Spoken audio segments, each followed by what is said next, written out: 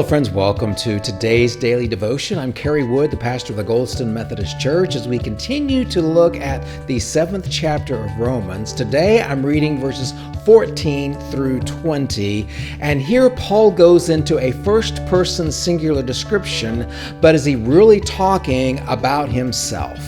Well, let's hear these words and see what we can learn. We know that the law is spiritual, but I am earthly, sold into slavery to sin. I do not understand my own actions, for I am so far from habitually doing what I want to do, that I find myself doing the thing I hate.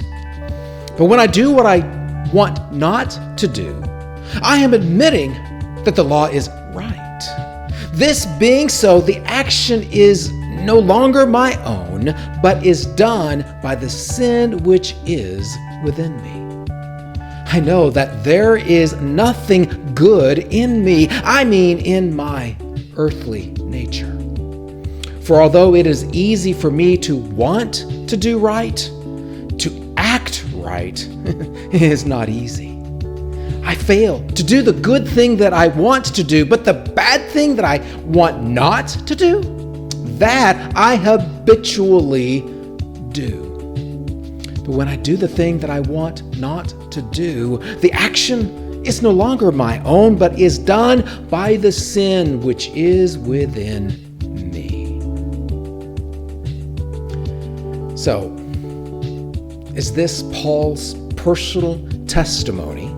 Or is Paul using kind of the rhetorical device of the I to become synonymous with all of us, to personalize the story, to make us realize that we belong in this story ourselves?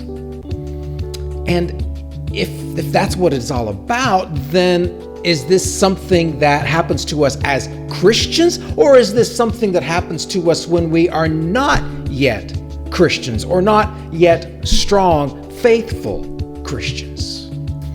You know, it can be so easy to get lost here in all of the use of the do and not do and what I want and what I don't want. But Paul's point is basic. We're broken. As human beings, we are caught in a sense of powerlessness when it comes to our ability to prevent ourselves from doing the things that we don't want to do. You're broken, I'm broken, we are all broken. Going back to my credit analogy this week, we are all overspenders.